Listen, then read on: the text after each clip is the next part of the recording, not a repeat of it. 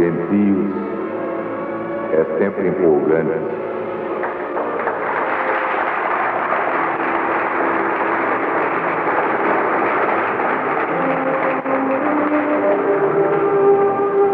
Realmente, a existência de São Paulo é um milagre. Eu tenho no meu gabinete de trabalho um quadro de São Paulo e às vezes eu olho para ele e tenho a impressão que ele está falando comigo. Que é extraordinário. Era um rabino judeu intolerante, sabia a escritura como pouca gente sabia, pensava que o judaísmo era verdade, não admitia a pregação do Evangelho de Jesus, perseguia os cristãos até que caiu do cavalo. Pois bem, nas mesmas sinagogas em que ele pregava contra o cristianismo, ele voltou para pregar a favor do cristianismo. Isso é que é vantagem. Mas não foi só. Depois, ele teve que entrar no grupo dos apóstolos do Cristo. E quem é que o recebia com confiança? Ninguém. Você só olhava assim com o rabo do olho. Ué, esse era contra nós, agora está conosco? E lá se ele quer botar a gente em cana, hein? Tanto que houve umas futricas entre Pedro e Paulo. Vocês não vão contar isso a ninguém, né? Mas eles não iam muito um com a cara do outro. Até que um dia passaram a ir. Mas Paulo um dia se queimou, escreveu: não aprendi nada com esses que se dizem apóstolos de Jesus. Aprendi diretamente de Jesus. É verdade, é a grande verdade. E outra coisa que pouca gente sabe.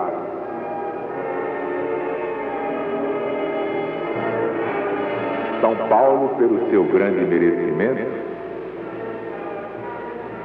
recebia frequentemente a visão do Cristo junto dele, falando com ele. Às vezes ele queria desanimar, porque de fato essa estrada é espinhosa. Então quando ele ia deitar, ficava sozinho, assim, pensando: desisto, não desisto. Para que tudo isso? Para que tudo isso? Jesus aparecia e dizia: Paulo, continua a pregação, não te cales, porque eu estarei contigo. Estava sempre com ele. Certos maluquinhos desses dizem: olha, com que autoridade Zaru prega evangelho?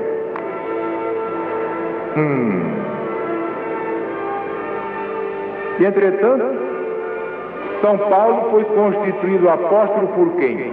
Pelo próprio Jesus direto. Por que é que Jesus não me pode fazer seu estafeta? Pode, é só querer. Também não aprendi com nenhum deles. Está tudo certo, perfeitamente certo, rigorosamente certo.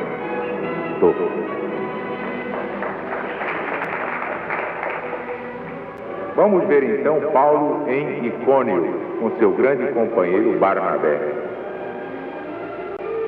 Em Icônio, São Paulo e Barnabé entraram juntos na sinagoga dos judeus e falaram de tal modo que uma grande multidão se converteu ao Evangelho de Jesus, tanto judeus como gregos.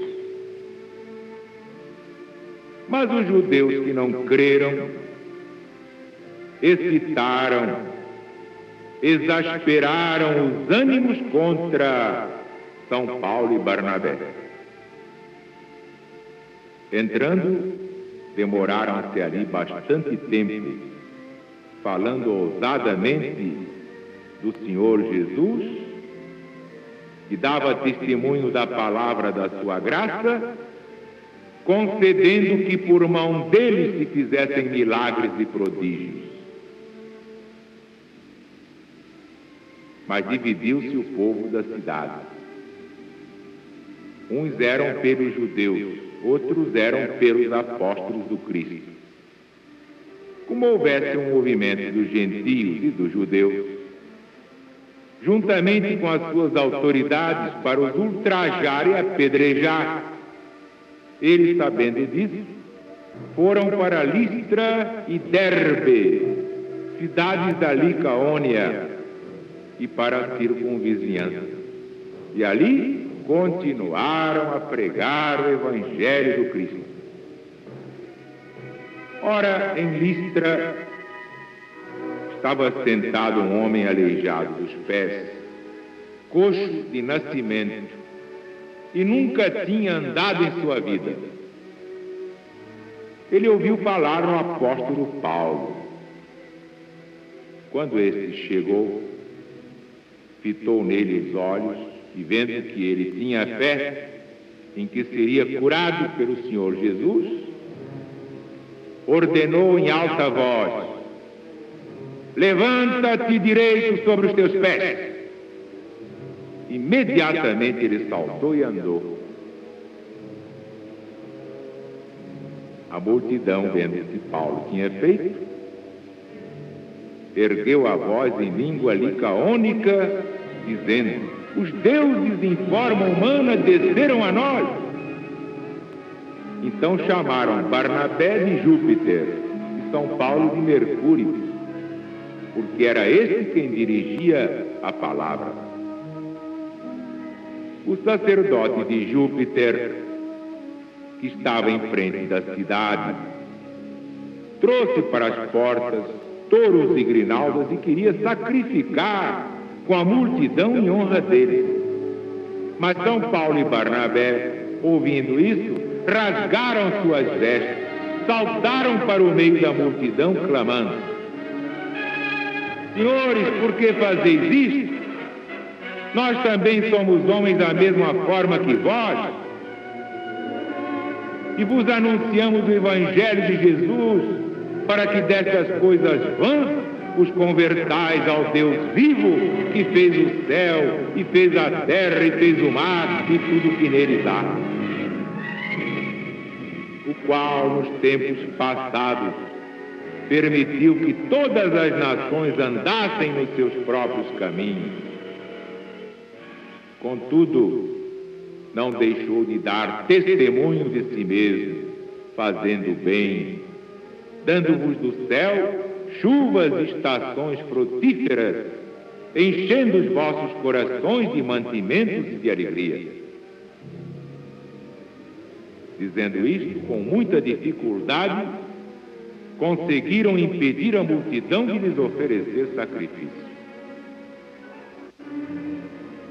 Sobrevieram, porém, alguns judeus de Antioquia e de Icônio, e, havendo conquistado o favor do poviléu, apedrejaram o apóstolo Paulo e o arrastaram para fora da cidade, dando-o por morto.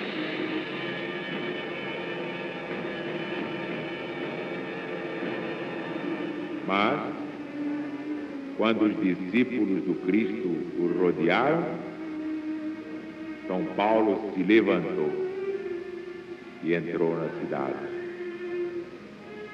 No dia seguinte, partiu com Barnabé para Derbe, evangelizando aquela cidade.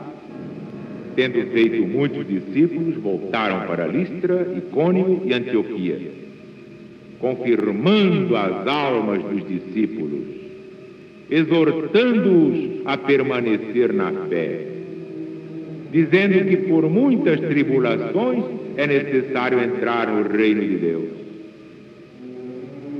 Tendo feito eleger para eles presbíteros em cada igreja, depois de orar com jejum, os encomendaram ao Senhor em quem haviam crido. atravessando a Pisídia, foram a Panfilha e, tendo anunciado a palavra em Perga, desceram a Atália e dali navegaram para Antioquia, onde haviam sido encomendados à graça de Deus para a obra que tinham cumprido. Quando ali chegaram e reuniram a cristandade, contaram quantas coisas maravilhosas Deus fez com eles e como abriu a porta da fé aos próprios gentios. E se demoraram muito tempo com os discípulos do Cristo de Deus.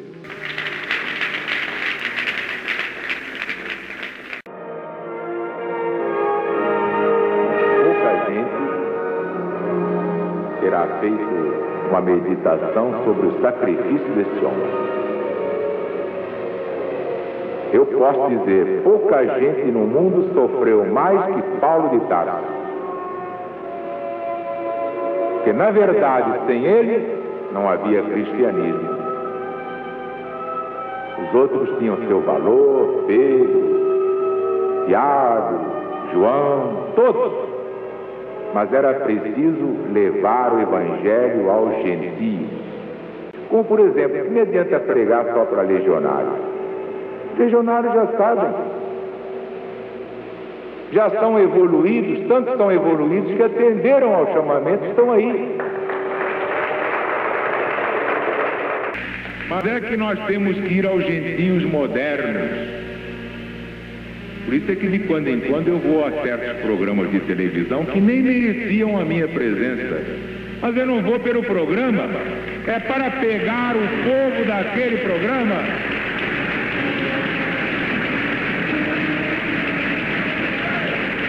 E dei a mensagem, deixei o recado.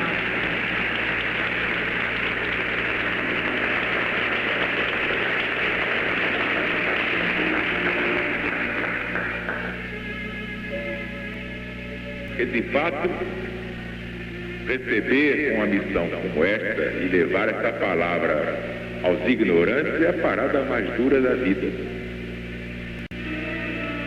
Não há maior desgraça humana do que a ignorância da lei divina. Por isso, vemos essa confusão que vai por aí. O negócio não é combater comunismo, o negócio não é combater marginais, o negócio não é fazer reformas. Tudo isso é bom depois. Primeira medida é colocar o Brasil nas leis divinas, para tirar a urucubaca do Brasil.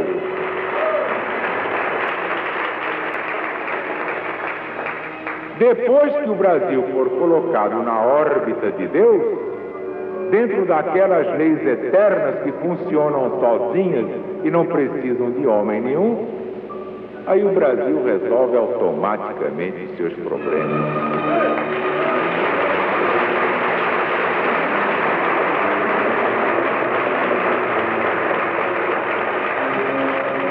Com o apoio da lei divina. Eu outro dia dei um exemplo aqui. O que é que falta fazer no Brasil? Está um calor bárbaro. Eu gosto de dar exemplos que todo mundo grava. Está um calor horroroso. Todo mundo suando. Então vê um ventilador parado. Diz, olha aí, tem um ventilador, está parado. O que é preciso? Aparecer alguém que saiba fazer o bicho funcionar. Então mete na tomada. Ah, funcionou. Falta botar o Brasil na tomada. Para o Brasil funcionar, temos que colocar o Brasil no poder do Cristo de Deus. É o que falta fazer. Por isso não pode haver política sem evangelho. Não pode haver governo fora da verdade.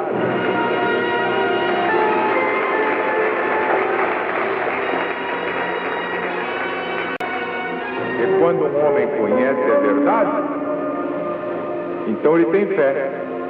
Quem não conhece a verdade não tem fé. Pensa que tem fé, mas não tem. Tem fé no jacaré.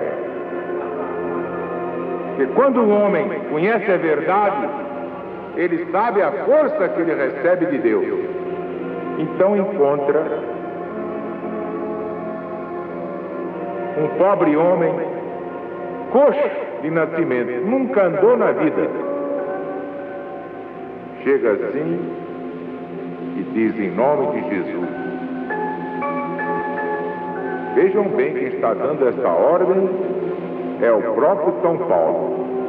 Levanta-te direito sobre os teus pés. Ele saltou e andou. Temos que fazer isso com o Brasil. E colocar o Brasil na vanguarda do mundo. Eu não disse a vocês que na história de São Paulo íamos ter grandes lances? Logo depois desse milagre, em vez de premiá-lo, o que fizeram os judeus? Foram apedrejá-lo. Então São Paulo, vendo tanta pedra, disse assim: deixa eu fingir que estou morto. E fingiu que estava morto, deitou-se feito morto. Então os judeus foram satisfeitos para casa. Prestamos um grande benefício a Deus, matamos o apóstolo São Paulo. Que benefício, hein? Mas Jesus tinha dito: ainda nos matarão tentando prestar serviço a Deus.